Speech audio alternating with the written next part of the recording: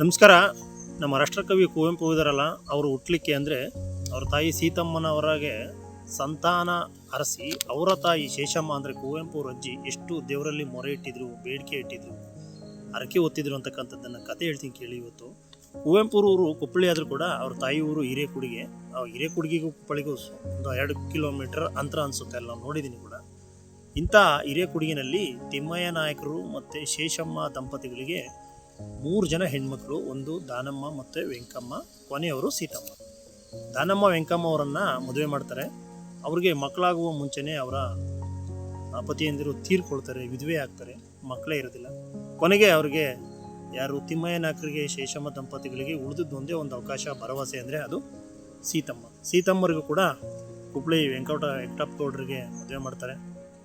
ಅವ್ರಿಗೂ ಮಕ್ಕಳಾಗೋದಿಲ್ಲ 2-3 ವರ್ಷ. ಅಂದರೆ 1901 ಮೇ ತಿಂಗಳಲ್ಲಿ ಮದುವೆ ಆಗುತ್ತೆ. 1902 ಆದರೂ ಕೂಡ ಅವ್ರಿಗೆ ಮಕ್ಕಳಾಗೋದಿಲ್ಲ. ಇದರಿಂದ ಆತಂಕಗೊಳ್ತಾರೆ. ಯಾಕೆ ಅಂತಂದರೆ ಇಬ್ಬರು ಮಕ್ಕಳಿಗೂ ಮಕ್ಕಳಿರೋದಿಲ್ಲ. ಕೊನೆಯ ಭರವಸೆ ಸೀತಮ್ಮರಿಗೂ ಹಿಂಗಾಯ್ತಲ್ಲ ಅಂತೇಳಿ ಸಾಕಷ್ಟು ದೇವರುಗಳಿಗೆ ಕಂಡು ದೇವರುಗಳಿಗೆಲ್ಲ ಹರಕೆ ಹೊರ್ತಾರೆ. ತಿರುಪತಿ ಭಂಡಾರಕ್ಕೂ ಕಾಣಿಕೆ ಹಾಕ್ತಾರೆ.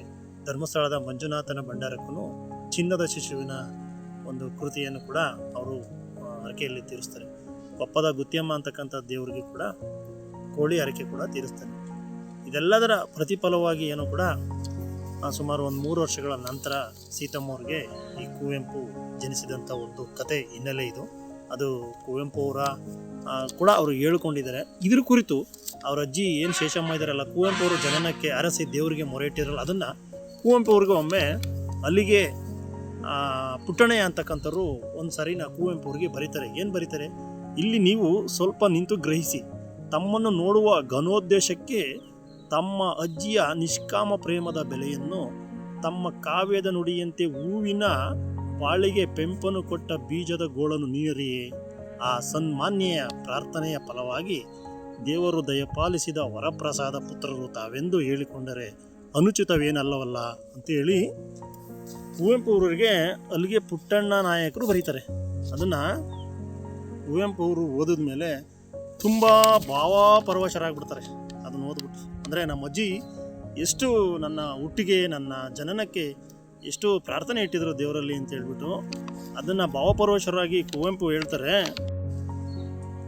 ಎಷ್ಟೊಂದು ದೇವತೆಯರ ಕಮ್ಮಾರ ಸಾಲೆಯಲ್ಲಿ ಅವರ ಹೃದಯದ ದಿವ್ಯ ಮೂಷೆಯಲ್ಲಿ ಕಾಯಿಸಿ ತಮ್ಮ ಬಯಕೆಯ ತಪಸ್ಸಿನ ಅಡಿಗಲ್ಲಿನ ಮೇಲೆ ಬಡಿಬಡಿದು ತನ್ನ ಅಜ್ಜಿ ನನ್ನನ್ನು ತಯಾರಿಸಿದ್ದಾರೆ ಎಂಬುದನ್ನು ನೆನೆದರೆ ನನ್ನ ವಿಚಾರ ಬುದ್ಧಿಯ ನಾಸ್ತಿಕತೆ ತನ್ನ ಕೃತಜ್ಞತೆಗೆ ನಾಚಿ ಆಸ್ತಿಕತೆಗೆ ತಿರುಗಿ ಕೃತಜ್ಞತೆಯ ಕಣ್ಣೀರು ಕಪೋಲಗಳಲ್ಲಿ ತೊಯ್ದು ಮೀಯಿಸಿದಂತಾಗುತ್ತದೆ ಅಂತೇಳಿ ಕುವೆಂಪು ಅವರು ಹೇಳ್ಕೊಂಡಿದ್ದಾರೆ. ಅಂದರೆ ತನ್ನ ಅಜ್ಜಿಯ ಪರಿಶ್ರಮ ಮತ್ತು ಹರಕೆ ತನ್ನನ್ನು ದೇವತೆಗಳಲ್ಲಿ ಮೊರೆ ಇಟ್ಟಿದ್ದೆಲ್ಲ ನೋಡ್ಬಿಟ್ರೆ ನನಗೆ ನನ್ನ ಆಸ್ತಿಕತೆಗೆ ತಿರುಗಿ ನಾಸ್ತಿಕತೆಯ ವಿರುದ್ಧ ಆಸ್ತಿಕತೆಗೆ ತಿರುಗಿಬಿಡುತ್ತೇನೋ ಅಂತಕ್ಕಂಥದ್ದೊಂದನ್ನು ಅವರು ಬರ್ಕೊಂಡಿರೋದಂತೂ ತುಂಬ ಅದ್ಭುತವಾಗಿದೆ. ಅಂದರೆ ಕುವೆಂಪು ಅವರು ಆ ಕಾಲಕ್ಕೆ ಮಕ್ಕಳಿಲ್ಲದ ತಾಯಿಗೆ ತನ್ನ ಅಜ್ಜಿಯ ಮೊರೆಯಿಂದ ಪ್ರಾರ್ಥನೆಯಿಂದ ಹುಟ್ಟಿದ್ದೇನೆ ಅಂತಕ್ಕಂಥದ್ದು ನೆನಪಾದಾಗ ಅವರು ತುಂಬ ಭಾವಪರವಶರಾಗಿ ಈ ರೀತಿ ಮಾತಾಡಿರ್ತಕ್ಕಂಥದ್ದು.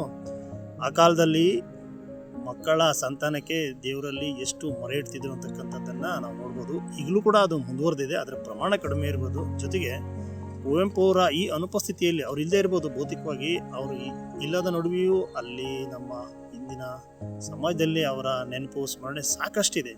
ಮತ್ತು ಅವರು ತೆಗೆದುಕೊಳ್ತಾ ಇರದೇ ಇರತಕ್ಕಂಥ ಪ್ರಶಸ್ತಿಗಳ ಇಲ್ಲ.